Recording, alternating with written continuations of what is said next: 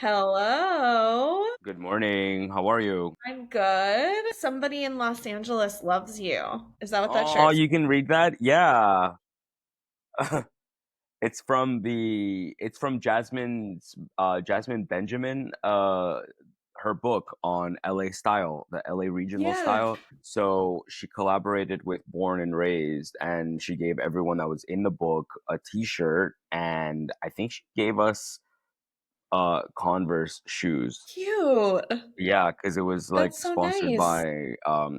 by Converse and I forget who. And she had it at like this really like nice gallery and everything a couple of months ago. But yeah, Amazing. I know it was Amazing. super long, so I cropped it. I'm You like, cropped and it. now yeah, now that I'm going to the gym, I'm like, okay, I can start wearing things like this. So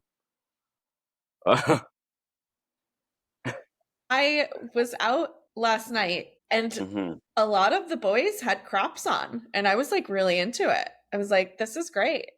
Yeah. My friend had a Shania Twain shirt on that he'd Uh-huh. cropped. And I was like, I was at the bar ordering a drink and I like looked over and he was like talking to somebody and I was like, he just looks so cute in that Shania Twain cropped shirt. There's this really funny meme. It's like gays before going out to a function, and it's a guy taking scissors to a t-shirt.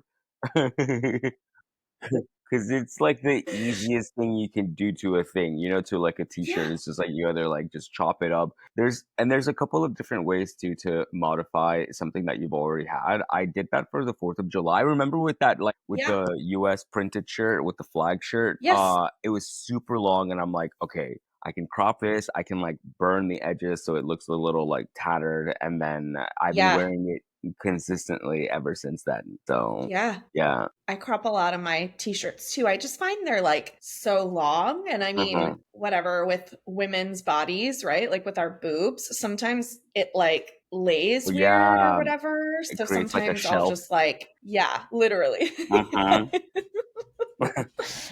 Oh my God. What have you been up to this week? Well, my God, I woke up feeling a little under the weather.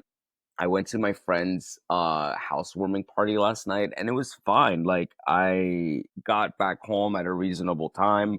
I don't drink, so I'm not even like hungover or anything like that, but maybe it was what I like ate and I'm not used to eating these type of things like Mm, pizza and like chips and things like that. So yeah. it's not even that like, oh, like I eat clean nowadays. No, but it's like I think I went a little bit over because I don't eat that stuff, and I'm like when it's in front of me, I'm just like, oh, like I'm never gonna eat this again. Yeah. And then Yeah. when you wake up and you're like your nasal passages are all dry and you feel off, you know. hmm So I feel off. I don't feel sick, but I'm also like, oh, this. But no, that and this past week was pretty eventful. Jeremy Scott invited the team and I to this Adidas party that he hosted. Yeah, so this past week on Thursday, Pablo, who does Jeremy's PR, he always invites the team and I to the Jeremy Scott events. So the first one was with I think Spoiled Child, and it Mm, was in some like downtown warehouse, and it like skincare. I didn't know anything about it, but Sophia, one of my assistants, my second assistant, she loves Jeremy Scott, loves Moschino, like loves yeah. Moschino, and wears it consistently, and she's been investing in it. So I always make sure to invite her every time that they invite me because I'm like, gotta I don't know. I feel like it's nice to share, but also I remember being that age and being like, when am I gonna go to these things, you know? hmm And I mean, I still feel like an outsider looking in with certain things, you know? Yeah. So it is really cool to be like, oh, okay, cool. Like, so this is what it's like to be partying with Jeremy, you know? And the really cool thing about it was hosted at the Universal's like at the back lot of Universal Studios where they Oh, like where they filmed Desperate Housewives. So the whole it was like a block. It looked like a block party. It was so Yeah, interesting. It looked like a block party, and that's cool. it was on Wisteria Lane. So we were partying like right. It was really cool, and yeah, that happened. So I think, and then there's been a lot of. Oh yeah, I wanted to talk about Kylie Jenner's Miu Miu campaign because that happened too. Like I would have loved to have started. Like yeah, let's start with that because I I was yelling about this last night with my friend David. Um, I don't have anything to say.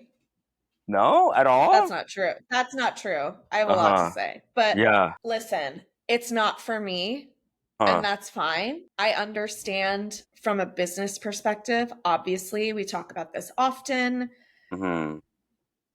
I get it. She's the right demographic for, the I think the girls that are buying Miu Miu. So it makes sense from a business standpoint. I understand the decision. Do I like the decision? No, Hmm. but I understand it. Um it just it also didn't feel it doesn't it just never, and this is like something that, other than Kendall, who's like a literal model, none of those brand partnerships necessarily ever feel authentic to me. Like Kylie wearing Miu Miu doesn't make sense. And No. I feel there's part of me that feels bad in a way because I understand she's changing, and like, now she's dating Timothy Chalamet and she's like trying new things, and it's like we've seen, since we really have grown up with these women, especially Kylie and Kendall, since they're younger than us, watching them grow and do like the Coke bottle stuff and then try these different brands and be influenced by the men that they're dating. It's a lot to absorb. It's been a lot to absorb. I was just kind of bummed. Do you know, like, I'm just like, really, like, Miu Miu, like, do something better, like, do something cooler. I don't know, but again, like I said, to start, it's not for me necessarily, and I don't necessarily even have like that client. Like, I don't really work with like young women demographic Hmm. often, so I don't know. It's just sort of the dogs. I swear to God, I'm gonna lose it. Yeah, I don't know, and I didn't really even like the styling that much. I don't know. It was like, it just felt forced to me, honestly. Yeah. Yeah, this is getting dragged. Oh, the campaign. The Hmm. campaign. I That's didn't realize, I didn't see all of the images. I only saw like a couple of them. This is bad. okay. So I have a lot of thoughts. So I think to take on what you said, the literal model, right? Like, who is the model? And I'm not talking simply about in this family, like, because we are talking about the family, the Kardashian Jenners. Yes, Kendall is the model. Why? She has the proportions that fits clothes off the runway and on the runway, right?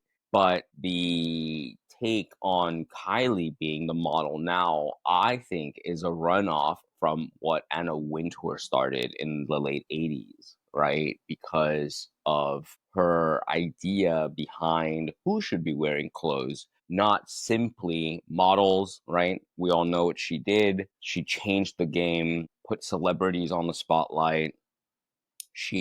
Anna Wintour, Gianni Versace, the people sitting on the front row started to change. It was no longer editors, it was celebrities and the celebrity clients that designers wanted to attract.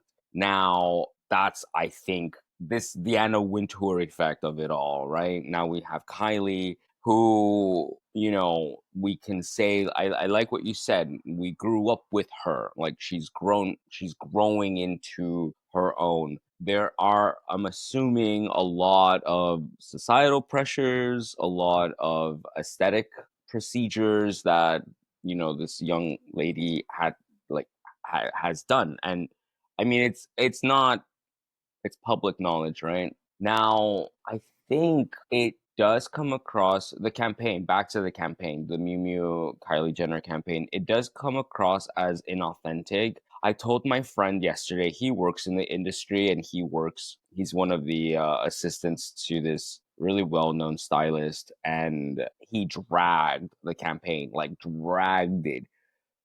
I told him that there are two polar opposites that are trying to meet, right? Kylie Jenner coming across as the everyday girl, right? And Miu Miu coming across as, well, rather, Kylie Jenner coming across as the quirky girl, right? Mm. And Miu Miu coming across as the everyday brand. That doesn't exist. That those are not things that we as consumers and as viewers have been accustomed to seeing. It's like Yeah. we know that. I mean, hey, listen, I don't know who will get to hear this, but I'm personally not the most. I'm not the biggest fan of Amelia Gray. But she made sense for Miu Miu. You know what I mean? Like Dochi makes sense for Miu Miu. Shit, Alex Consani makes Consani. sense. Yeah, makes sense for Miu Miu. Like those, I'm like, okay, I'll check it out. Like I'll look at what's in store. Like really, like literally, I'll look at what's in store. I'll go and check it out. By the way, Miu Miu prices are insane. Like sometimes yeah, no, they're insane. Say But that. yeah, I saw their items at Dover Street Market in downtown LA at the Arts District, and I'm like, I think little chonies, the embellished little panties were like $3,000 or $4,000. I'm like, all right, whatever, do you? But but this idea that Kylie Jenner is the quirky like girl, I'm like, I'm not buying it. I'm literally not buying No. it. And it comes across as forced, it comes across as inauthentic. I do like what you said about, this isn't my client. Like I don't have any clients that are that would be into this. And it would be interesting to see what that does for numbers, like it.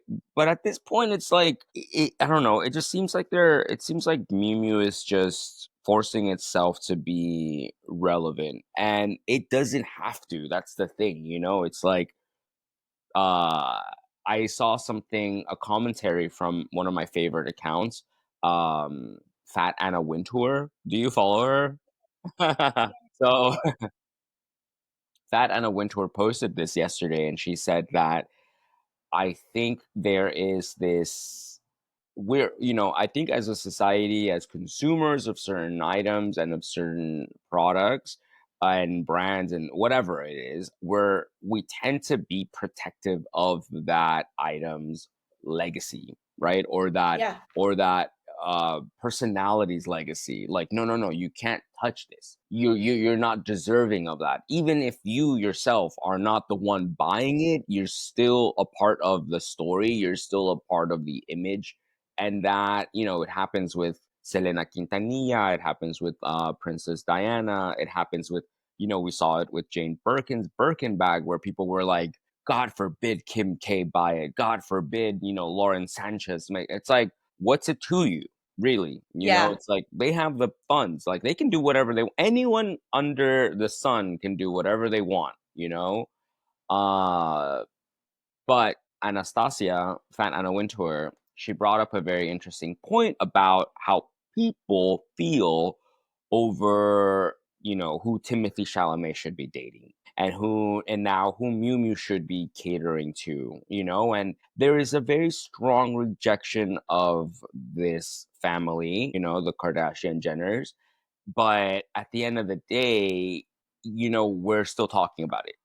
So it's it's creating a buzz. There is backlash, but also, no one died in this, Yeah.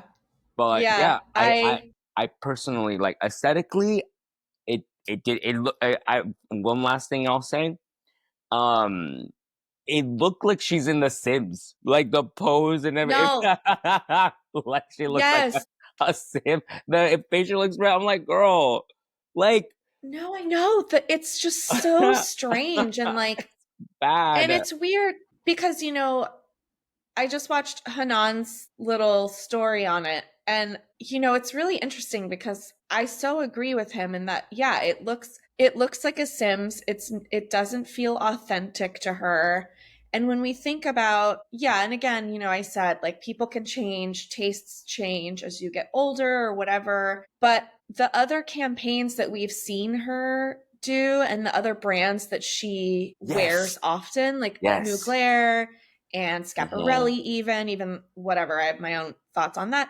But, it's like that acne campaign that she did Hmm. felt, even though it's Kylie Jenner doing a fucking campaign, again, it's business. I understand it. It's just annoying to me. But, that made sense. It felt like those things were more aligned. And yeah, what's interesting is that Miu Miu at this point, Miu Miu does not need Kylie Jenner. Miu Miu is, I think it's like one of the top three selling luxury brands. Like it's massive. Yeah, It's absolutely massive. And they don't need her. And she certainly doesn't need them. So I'm really curious as to why this partnership happened. Not to mention on the inauthenticity, the clothes that they put on her are just so strange and it doesn't look like anything she would wear in public Kylie Jenner mode or private. Like it just, and the fits were off and the whole thing was just a mess and I just like no,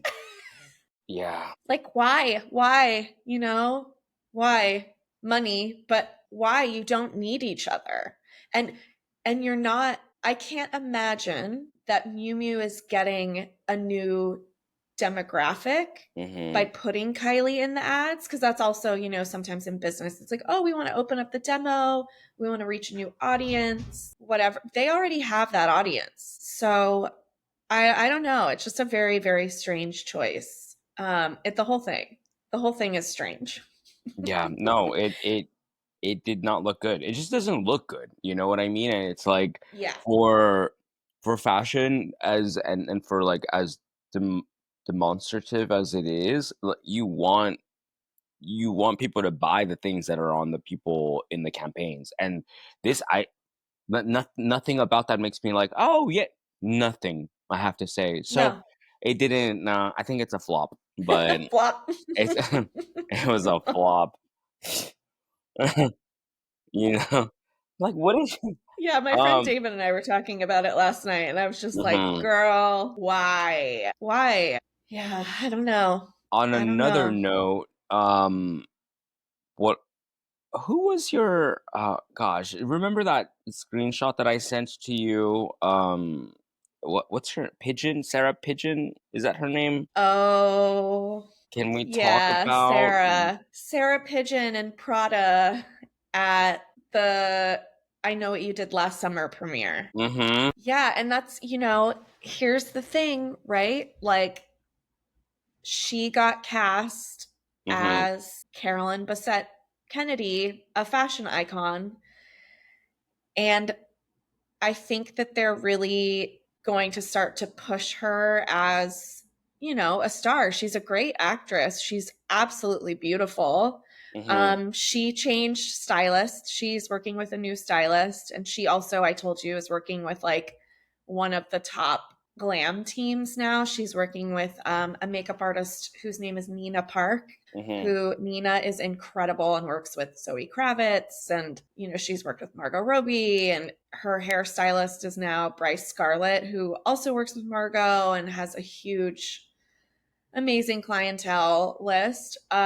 So it's cool to see Sarah's, sort of, I guess like star elevate, Mhm. and it's been nice to see her trajectory, which is I think she deserves and everything. But man, that Prada was, it was funky. Somebody said that it looked like it was upside down, and I was like, yeah, it kind of does in a weird way. You know what's interesting is I meant to look it up to see. I don't know if it was on runway or not. Do you know if it was shown on the runway? I have I to look hope it this up. I really hope it wasn't because I'd be curious to see. I'd be curious to see how it was styled because the way that they styled it for this, I thought the boots were really cute. The it it the looks like a dress potato was just sack. it Like literally does. it Yeah. looks like a potato sack. You know, like this reminds me, I posted it, right? Because someone was like, what the actual F? Just, on the comments. And Man. I posted it and someone was like, "Oh, you should post the photo of Marilyn Monroe wearing the potato sack," and that's a really funny story for the people listening. Uh, Back in the day, Marilyn was panned in, I forget the newspaper, but a journalist said something to the effect of, you know, this woman is always, scantily clad, and that's the only reason why anyone is paying attention to her. And Marilyn, in turn, had her own photo shoot where she wore a potato sack, basically like to say, I could wear a potato sack and people would still be talking about me. Yeah. And Yeah. and Jeremy Scott made the potato sack again, like for his own label. He took that Yeah, image that's and right. made a potato sack t-shirt dress. But anyway, so yeah, back to Sarah Pigeon. It, it just, she's a gorgeous woman, but this dress is quite possibly one of, I don't know who, I don't know who convinced her to leave the house like this. I mean, Um, her team, her stylist. She's right. working, I told you she's working with Emma Morrison now, Yeah. who Emma styles Jonathan Bailey and has a bunch of other great clients. And yeah, they Yeah. chose it. Oh my god. Oh my god. Yeah, I want to see. I'm gonna look it up to see if it was shown on runway or not. Cause like, Okay. where did this thing come from? Yeah, where?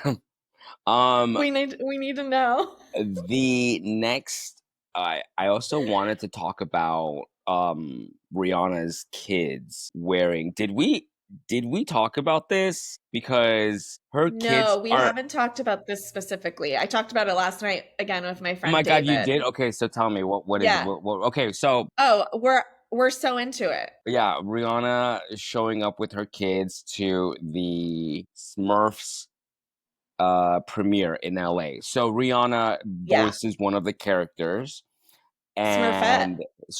and she voices Smurfette.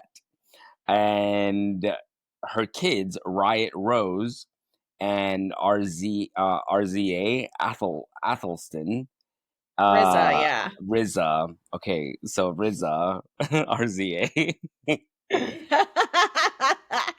So, Riot Rose Mayers and Riza Athelston Mayers, Rihanna's babies, are, I mean, looking as glam as she is, but I believe it's Riot Rose who's wearing like Jonathan Anderson's debut collection for Dior. They both are. They I think both both the are. kids were in Dior. Yeah. And she was in, what was she wearing? She's wearing I believe she's was wearing she in Saint Laurent. Chanel? Saint Laurent. That's right. Yeah, Yeah. yeah, yeah, yeah, yeah, yeah.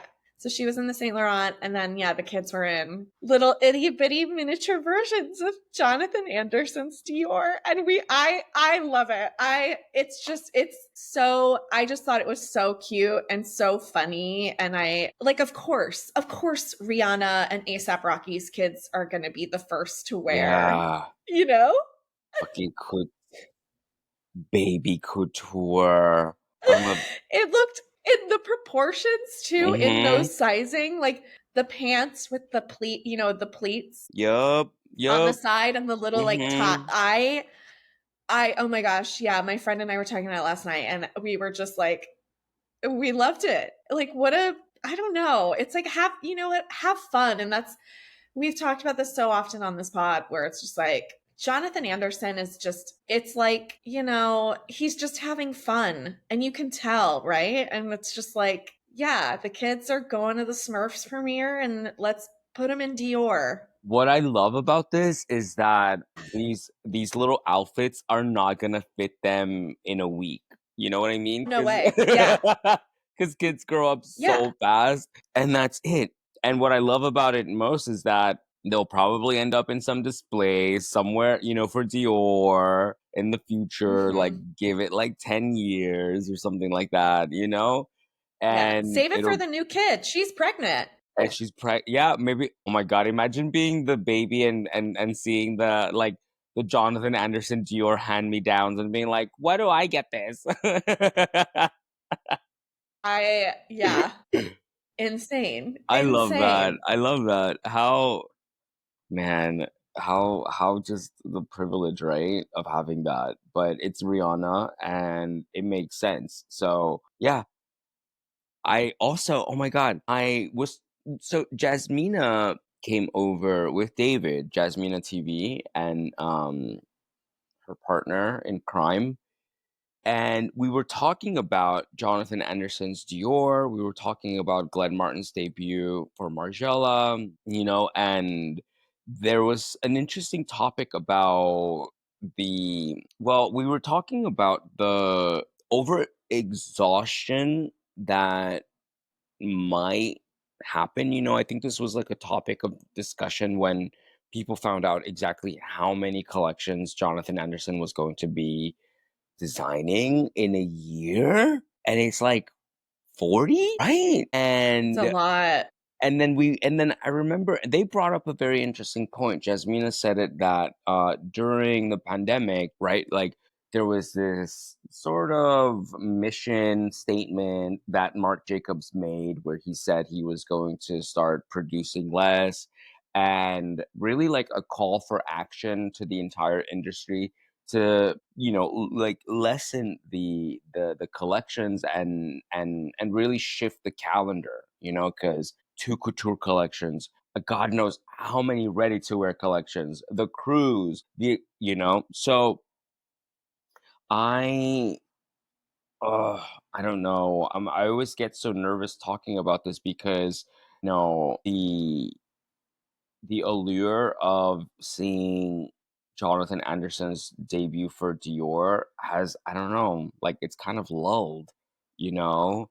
And the spectacle that was Margiela, the artisanal, I feel like that's people you again, it seems like polar opposites are it's the running theme, It's like how do you Mm, create something that's, how do you create an item that's sustainable yet creates this impact online because that's what yeah. people want, and if, like a viral moment, maybe Miu Miu wanted a viral moment with Kylie and they got it, but it didn't pan out, I think, the way that they wanted it to, or maybe Yeah. that was like a covert plan all along, but but we were talking about the push and pull, and Jasmina said she was like, not, and I think this was an undertone with Jonathan Anderson's debut where, you had to really look at the details of the items in order to understand them. But I don't know, the average consumer, even the average like user online is not looking at that. We were talking about Moschino as well, and I think what's his name? Adrian, the creative director Oh, of yeah. Yeah, I think something like that. yeah, I it's don't really follow. right, right, right. And it's like, I don't think that's gonna last. Yeah, I don't think that's gonna last. I think we might watch. I don't know. Give it like two more seasons, and I think Mm, this will be it. hmm. Because it's not, I think people are obsessed with recreating the past, and Mm, I think nostalgia in that sense, and it's interesting for me as a vintage dealer because I'm like I do depend on some nostalgic factor, but also like we have to keep it pushing. Let me see who the creative director is on of Moschino. Current director, current creative. yeah, I can't remember what his name is. Yeah. his name is Adrian Appiolazza. So Adrian Appiolazza is, I believe he's from Argentina. Yeah, yeah, yeah. And I think Appiolazza. Yeah, he was born in Buenos Aires. Yeah. So Cool. Adriana Piolazza is the current creative director of Moschino. He was born in Buenos Aires, and he is a huge collector of vintage. Him and his partner have some of the world's rarest Margiela, Comme des Garçons. You saw, Yes. right? You saw. Yes, there was a big article that who did that? Was I that bel Vogue No, I believe it was another that they met magazine. with? It might have been another Yeah, It might have been I another read magazine. that. Mm-hmm.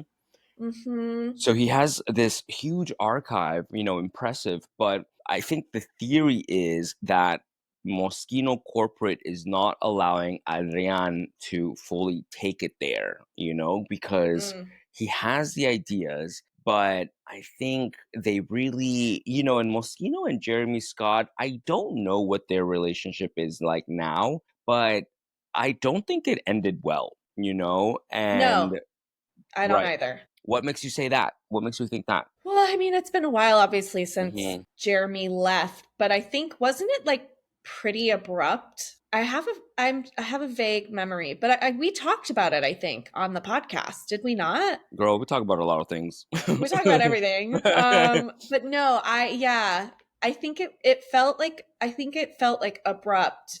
And yeah, what's Jeremy doing now? I mean, you were just with him this week, but like Yeah, I know, right? what I was with Jeremy. is he still has his design, right? And is he still doing stuff with Adidas or no? I think he might. I was talking to Priscilla, my assistant, the other day about what Jeremy and how Jeremy is staying in the public eye and how we're still talking about him, despite him not creating for Moschino right now. He did have his exhibit, where he showcased some of his best designs. And I think he has such a playful mind and a great perspective on this camp that he just embodies it. He doesn't, it's not even like, I want to say, okay, like some of like, I'm not like a huge fan of all of the things that he made for Moschino, but there is something to be said about him taking this campiness to the extreme and Mm, still like and making it work. You know what I mean? And I think it was like for the time that these items came out, it was,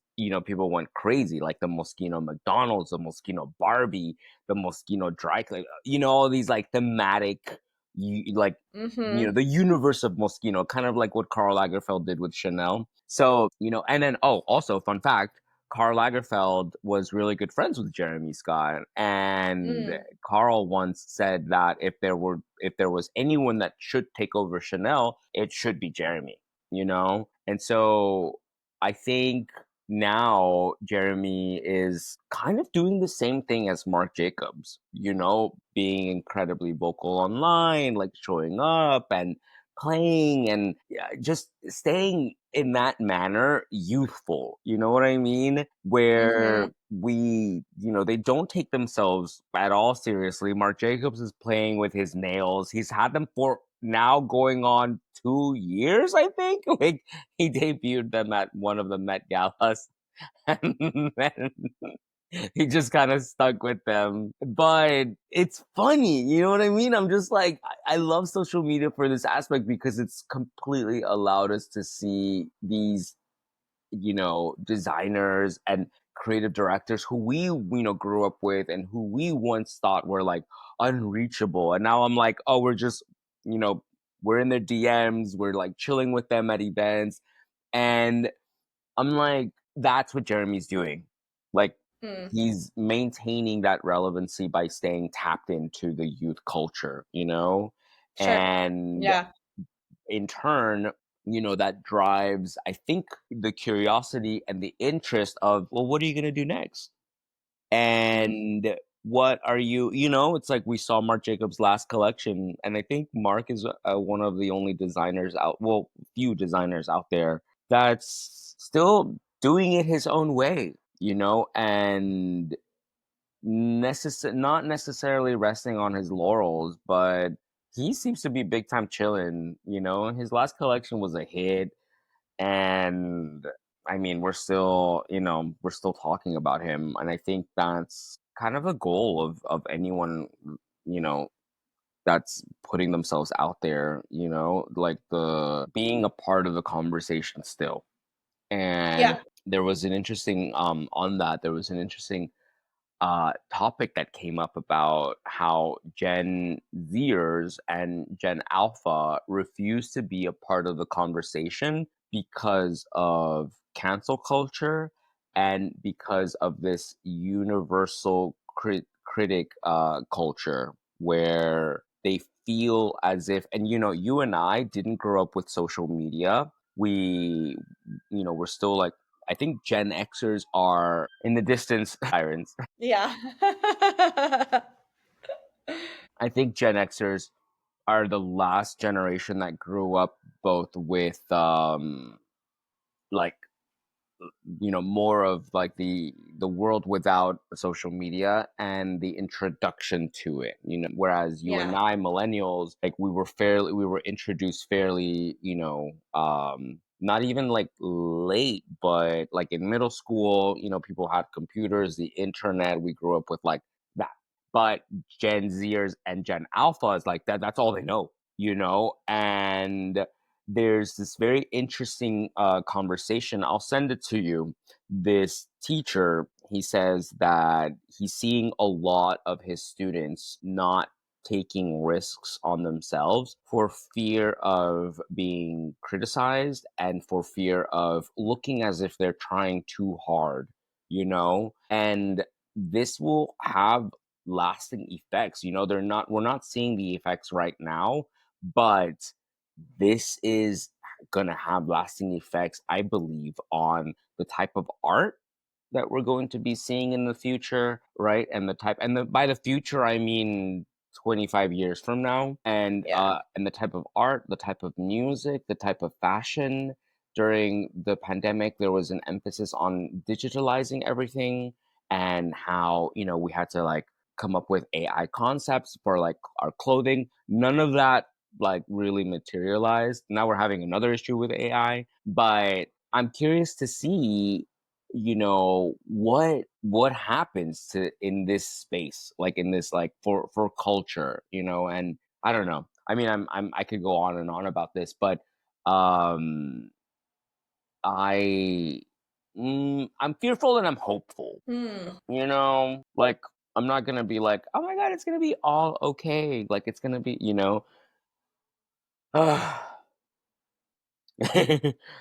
But I feel like that's where I stand. I'm fearful and I'm hopeful because for every push there's a pull, and Hmm. I I made a joke the other day. I'm like, we don't need more influencers, we need cobblers.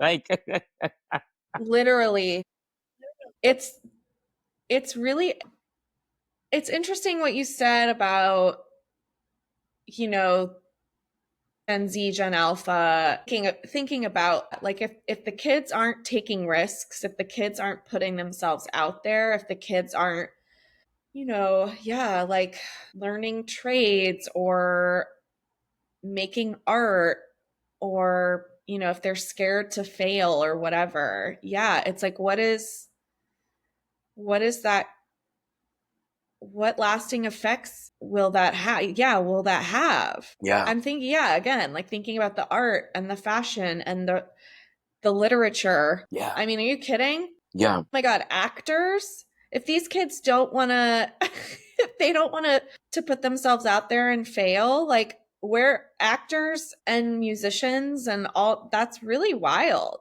yeah, That's yeah. really, really wild. But yeah, saying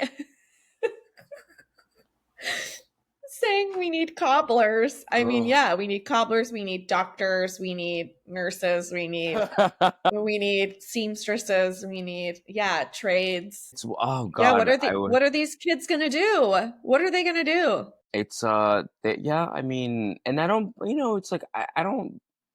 I don't blame them either. I don't blame, like, what they're No. going through. No, it's unfair to do that to the youth because I was young once, I was in that position where I thought I knew it all and, like but it's so important to keep these dreams alive, and it makes me emotional because I sound like Bella Hadid. It makes me I didn't have Louboutins when I was growing up.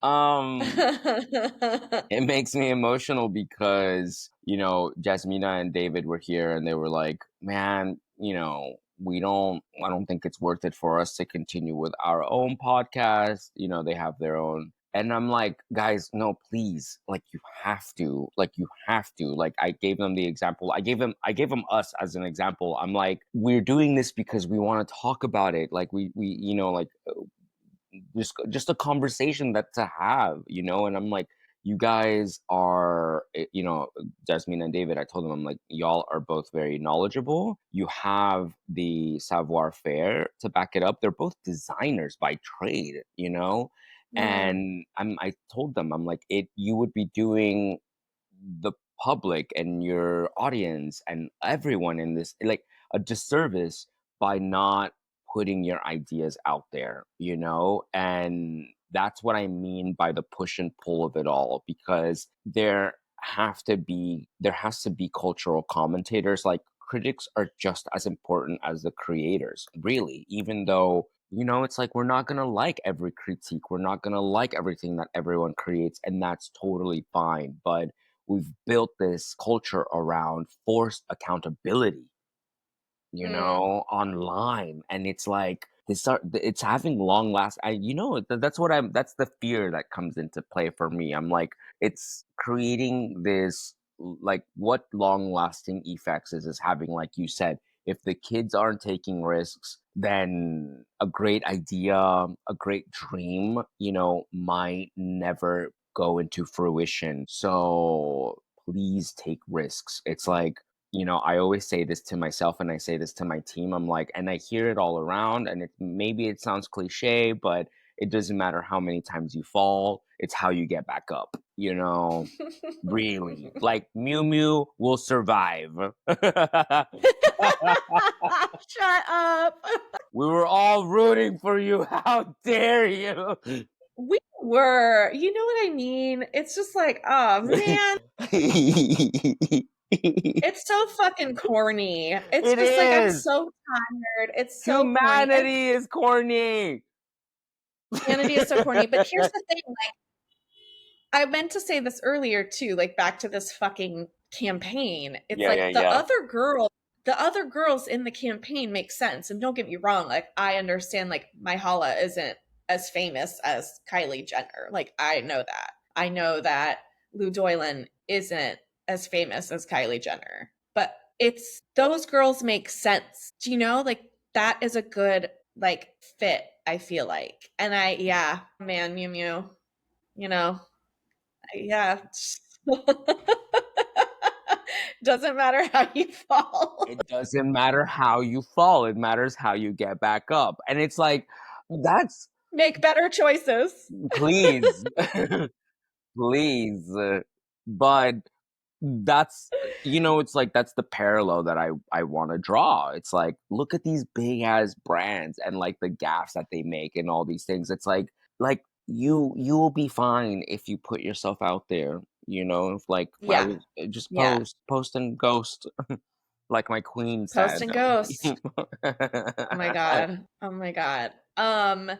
Well, on another topic, Yeah, what's up? did you see how are you feeling about Chanel having their runway show in New York? I think, is it? Oh my God. Okay. So you might have to elucidate me on that because I briefly saw it all in, like, Yeah. the ether that is the Yeah, yeah, internet. yeah. And I did. Yeah. Okay, great. So what can you tell me? Because is it going to be for Matthew Blasy's debut? Okay. Yes. Fresh. Okay. Yes. Okay. Now Yes, yes, I'm yes. getting into it. Tell me. Yeah. Yeah, exactly. So yeah, so Chanel announced this week that they're they're coming back to New York. So yeah, Wow. so I don't know if it's going to be his debut collection. I don't think it's the debut because it feels late actually, but on December 2nd, yeah, Chanel's Métier d'Art line will host its 2025-2026 runway show in New York City. Which is very cool. So it says the house's annual artisanal collection highlights the work of artisans and cultures around the world, with past international destinations like we know in China, Rome, Dakar, many more. The December show is a welcome return to the Big Apple, which previously showed its viral ancient Egypt inspired 2018 collection at the Met under Karl Lagerfeld. Mm, So, yeah, it's been, let's see, 7 years since Chanel's shown in New York. So, okay. yeah, pretty cool. Yeah, okay, so here it is. So yeah, Mathieu's debut collection hits the runway October for Paris. So it'll Oh, be okay. after. So this is, I guess, the second Oh, I see. show I see. in December. Wow. Hmm. They're really teasing the Yeah, public. I know. I saw that news come in, and I was like, ugh. Yeah. Yeah, I was like, whoa, what a decision. Jesus Christ. Coming off the heels of that terrible haute couture collection, like, please, it's just like, stop. Like, maybe give it a rest until we see. That would have been lovely. You know what I mean? I'm like, come up with something. Like, I'm begging y'all for a gimmick.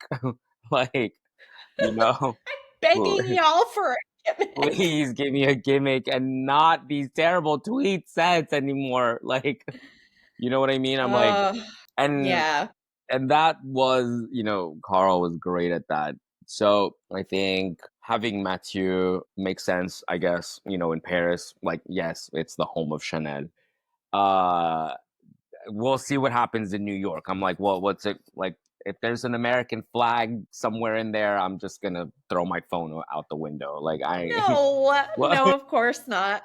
I don't think so. oh, okay. Yeah, no, it'll be you in your American flag shirt. I don't know. This whole thing is like, it's coming across as another iteration of Maria Grazia Curie's Dior. You know what I mean? I'm like, we've seen it. We don't want to see it anymore. Like, please, I'm begging you. You have the resources to do something great.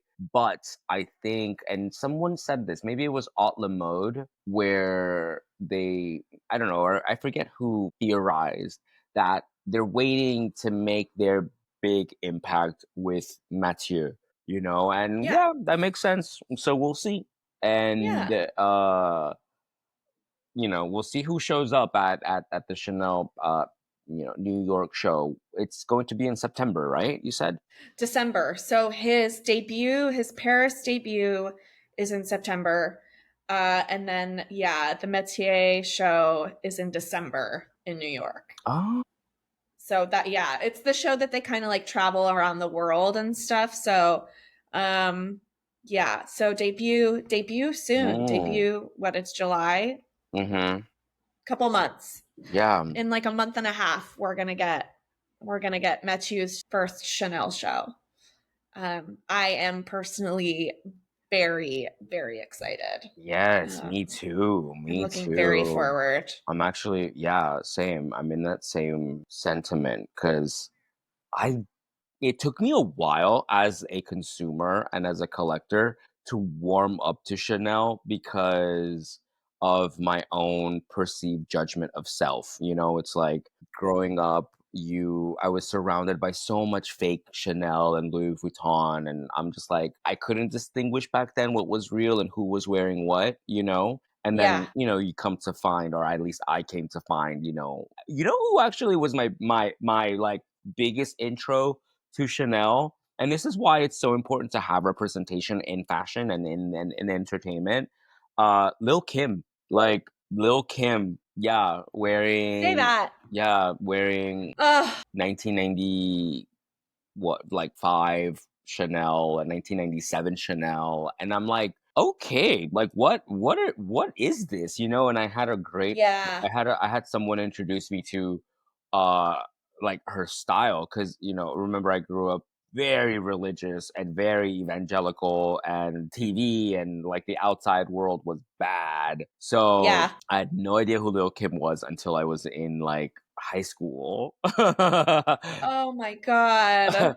So I like so I have I'm basically catching up, you know? But that was my introduction to Chanel and I'm like, "Oh, okay." Like, you know, and then seeing what Carl created and knowing the backstory of it, I think it's very, you know, it's very telling as well of like the times that we're living where Yeah. Yeah, yeah. the doors have been flung open and you know I think we were talking about this yesterday. I was at my friend's housewarming party and the duality that social media exists in, you know, it's like it can be very uh it can be an amazing tool to get our ideas across, you know, and then like Yeah. have people talking about it, but then there's that like the undercurrent of holy shit, like people are assholes. Like, you know what I mean? You realize this as you Yeah. come across, you know, various individuals. But yeah, back to the collection. I'm just as excited as you are because I have developed a very like, you know, a place for like a soft spot for Chanel and like all of its iterations. I completely blocked out Virginie Viard's Chanel. Like I don't I really did. I really did. There was nothing there that resonated with me. And once I actually got to touch the items, I'm like, no, you're selling me like there's a saying in Spanish, you're selling me like a cat disguised as a hare. What? Like, How do you say it in Spanish? What's the ah, like phrasing? okay, me estás dando gato por liebre. It's like Mm. yeah, and it comes from like it's like it's like a really old term where the meat vendor this is so funny. Like the meat vendors would skin cats and sell them at the market and disguise As them as rabbit. rabbits. Yeah. hmm Me está dando gato por liebre. It's like you're selling. I know, like this isn't it. You know what I mean? I'm like, Yeah. Yeah. I'm like, I was in Paris.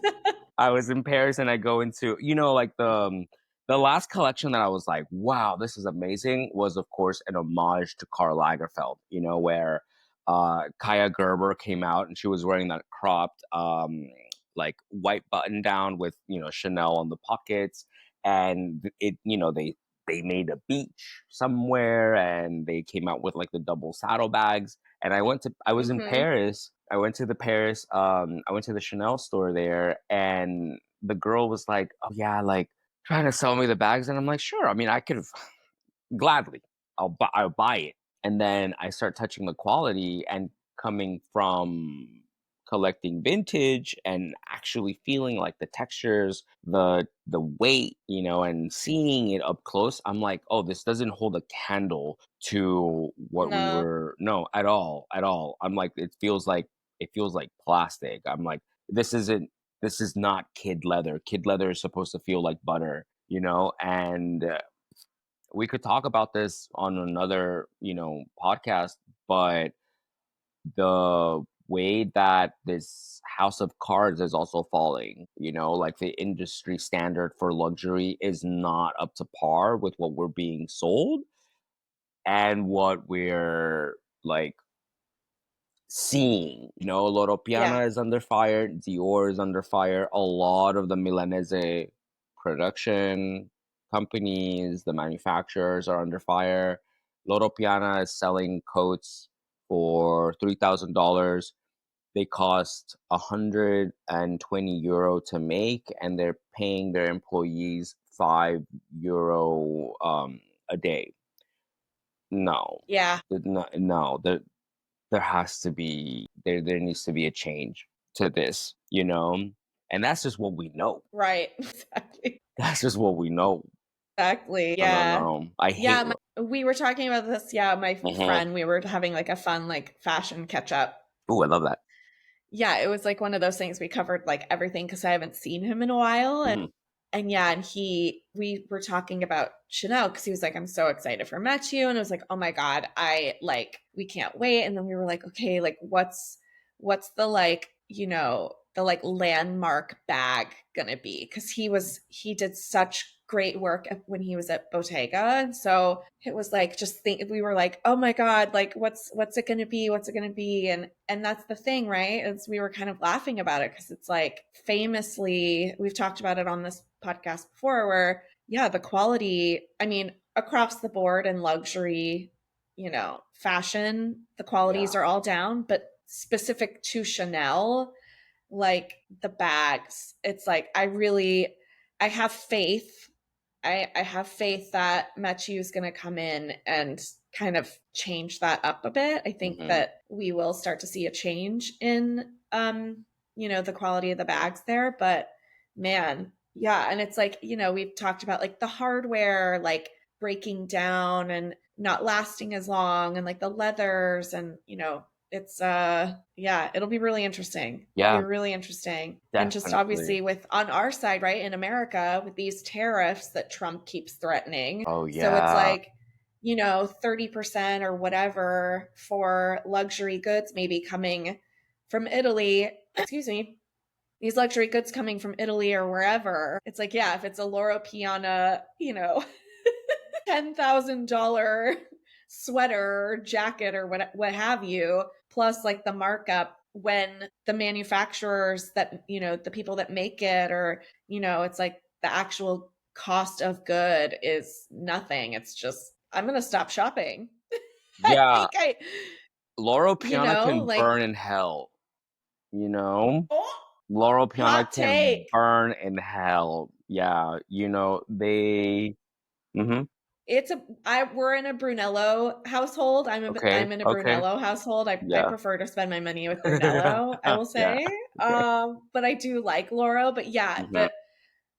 that like those numbers coming out, I saw those too. Yup.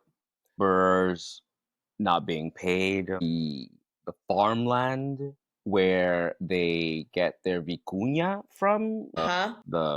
which is in the family of the llama, the alpaca, is being subsidized and taken over by Laurel Piana. Like, talk about a mass vacation. Like, this is like Yeah. neo-colonialism under the guise of no, no, no, no, no, no, no. And in Peru, no.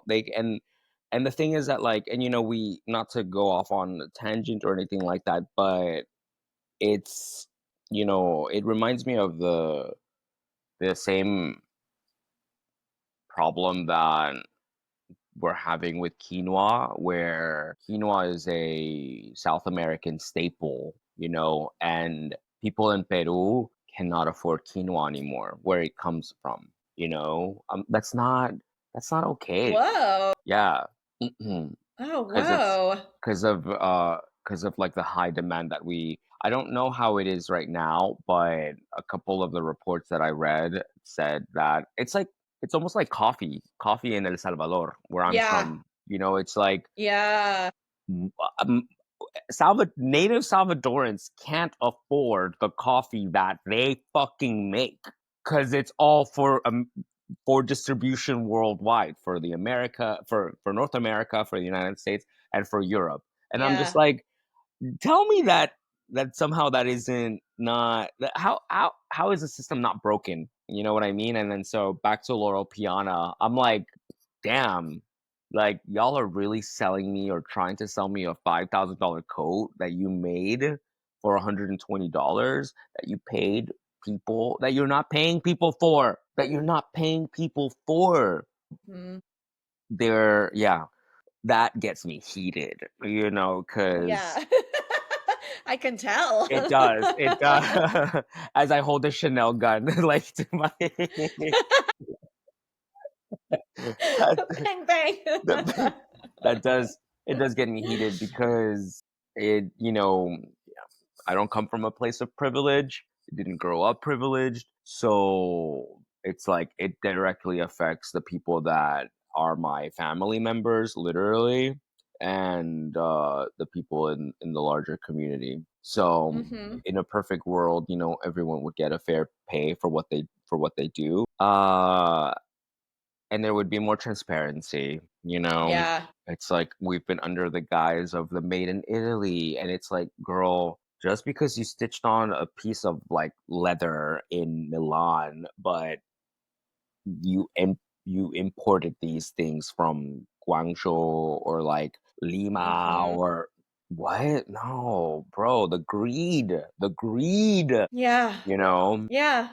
And it's everywhere. It's like, did we not learn about the what happened to John Galliano? They squeezed the life out of this man, and that's where I'm fearful with Jonathan's position, you know? Oh. Yeah. Yeah, Mm. yeah, yeah. So everything's connected. You know, right? Vivian Westwood said it the best. Everything's connected, and then there's a beautiful Buddhist saying that I love that I think about quite often. The cloud in the sky is now the water that's in your tea. You know, it's like you Mm. don't think this affects you, of course, you know. So I hope that the youth comes up with ways to make this world a better place. Because, girl, I'm on my way out. Yeah, I mean, I'm on my way. hopefully. Oh my God. Wait, did you see that thing that I posted? What did you post? Was that this week or last week? No, Wait, it was Monday. remind me, because I posted was a it story. morbid? Yes, I I was on the freeway and I was behind like a flatbed like semi that with was logs, carrying like with yeah, it was carrying like sewage pipes yeah. and they were all kind of like strapped down to this flatbed and I was like took out my phone and took a photo and posted it and I was like If honestly only. I'm ready. Yeah, I saw. Like my final destination like I'm ready. Just like take me. Like Yeah, let's do this. I saw that. I saw that, and I was like, oh Oh my damn, god. she's going through it. I had a hell of a day on Monday and I was like, I no, like just let's get it over with. It's really it's really interesting because we say that now, right? Like, oh God, just let the big meteorite just do its thing. Just like let's, I I don't know if you saw the news, the Delta flight that caught on fire, the plane that caught on fire. Oh dear. Yeah, No. When was that? like Recently? yeah, like 2 days ago, Oh no. leaving LA, and No. two of my clients were on that flight. So that's how I found out because No. two of my clients started posting it on their stories, and I'm like, "Are you what the actual fuck?" That and they were live, but Brooke, you know what I mean? And it's like it is literally my biggest fear embodied. I'm like, I would have just died like then and there. We But just like, talked about this. oof. But yeah, it's interesting because I've been reading a lot about the subconscious mind and like the ego and why we future trip and why future tripping, like negatively thinking about the future, and why we do that, and why the mind refuses to be in the present moment, and why we look at the back. And it's interesting because, I think I told you, right, like the run-in with that experience that I had with Lucas where he jumped into traffic, and, thinking about it, we could have both gotten hit by a car. Big higher power, it doesn't happen. But the ego refuses to die, like the ego is like it thinks that the world revolves around itself, so yeah, like Mhm. I say, like, oh God, please just like take me now. That, and I'm fine. There's a great line by Stephen Hawking's, the astrophysicist, and he said, "I'm not afraid to die, but I'm not in a rush to die yet." It's Mhm. like I'm like, I want to see things, I want to experience things, and I want to see, this idea that I have for the world to be a better place, and Yeah. for Yeah. people to create, and for, but it can be, again, that wave of just feeling completely overwhelmed by everything. But then, one of my clients, she said, she was like, this was the scariest thing that I've been through. I wasn't ready to go yet, and it was such a beautiful day. Like, it was such a beautiful day outside, and I'm like, No, I have to take more risks, like risks in involving business and creative ideas, and because we never know, you know, and No? yeah. So here we are on a Sunday. Damn. Damn. No, I did not hear about that flight. That's crazy. That's crazy. Why is all this shit happening? I mean, I know why. We know why. But like, Oh, girl. I mean, there can, Ugh. But yeah, they landed safely and everybody was okay. yeah. Everyone was okay. Everyone was okay. Okay. Hmm. My God, is he pink right now? He's a pinky boy. Cute. No, Hi, Lucas. Hi, you rascal. almost got us both killed. Almost got us both killed. And he's like, Oh, yeah. yeah, no thoughts. No thoughts, just vibes. Not a thought behind his eyes. I told my therapist, I'm like, yeah, like this happened. And he's like, okay, but just you remember, he's a dog and he was a dog before you got him and all these things. And I'm like, yeah, I'm not crazy. Like I'm Yeah, not pinning like everything on him. You know what I mean? I'm like, but I do still look at him. I do give him the side eye when he's like trying to be cute. And I'm like, fuck you. Yeah. yeah, Aw. yeah. What I'm still mad at you. Still very mad at you. What are you doing for today? Oh, buddy. Oh, what am I doing today? I have to do some paperwork. I have to do some billing. I'm Mhm. so behind on invoicing. We talk about this all the time. I'm always behind on invoicing. I have to clean my apartment. I was so busy. I ran into a friend of mine, another stylist. I guess that was Monday. And I just was like, we were just having a catch up, and she said, "Hey, like, how's everything going, work wise?" Like, da da da. And I said to her, I was like, "This is insane. Like, normally summer it like kind of like slows down every year. This is the busiest summer I've ever had." And Hmm. she was like, "Dude, same. Like, what Wow. is going on?" So I'm so grateful to be Mhm. working, and you know, I'm grateful to be busy because I like what I do and I like to be busy. I like to keep my mind busy, etc. But I'm also like, I have a life outside of work, and I'm falling behind in like real life. So I'm like, okay, wait, like I have to clean my apartment, I have to do laundry, I have to like do it, but at the same time I'm behind in invoicing because it takes so long. Like I have to sit and reconcile all of my receipts and my credit card statements and then sometimes we'll charge out on clients' cards, so then I have to like scan those receipts separately and send those to business management or whoever it goes to. It's a lot of, we talk about this a lot, like it's a lot of paperwork and Excel sheets and scanning, and it takes a long time, and I think I'm really good at it. Like we were talking, actually I was saying this to another friend, and I was like, what's so funny is when I was an assistant, that was like we were kind of just like thrown to the wolves, like handed a stack or like envelopes or ziplocs like full of receipts and being like, here you go, like here's, do all the billing for me. I do all of my own billing.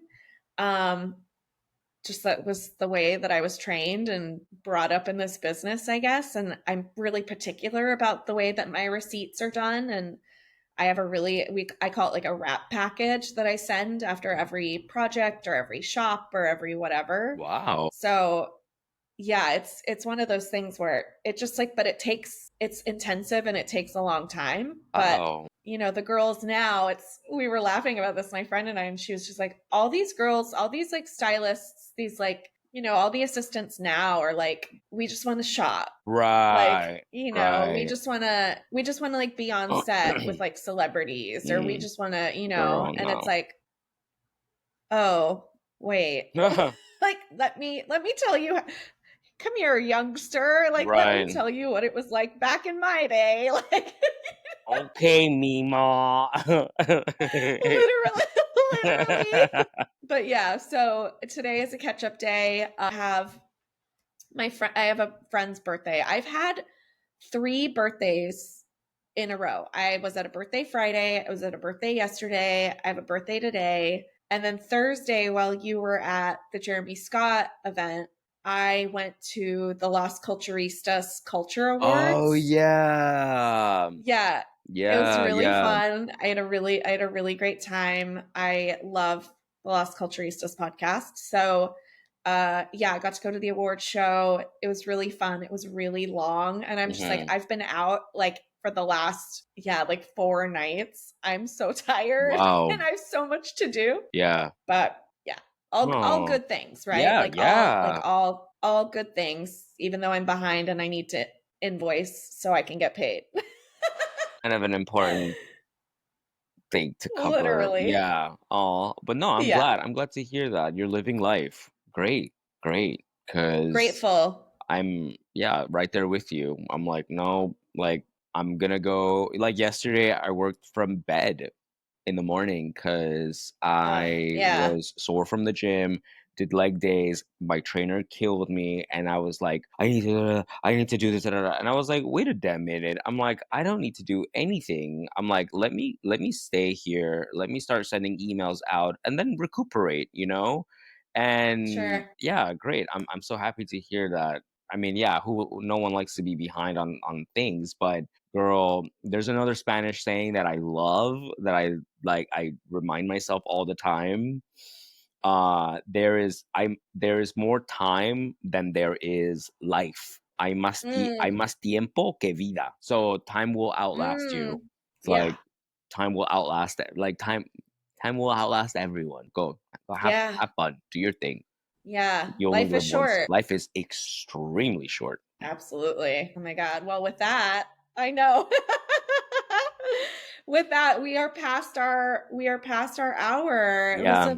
It was again If you need a help a quick editing, one. send it to me and I'll like cut it, I'll splice it, whatever. Oh yeah. Please.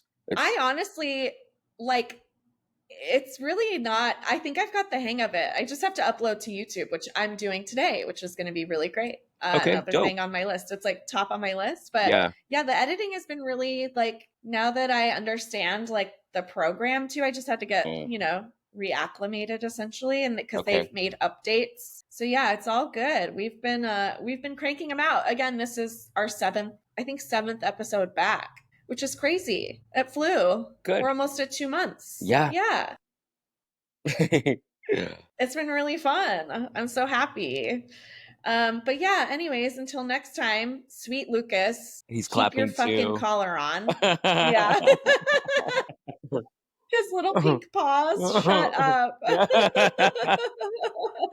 Oh, bro. Oh my God. Okay. Well, I love you and I'll see you next I week. love you too. And yeah, inshallah, we'll see each other next week.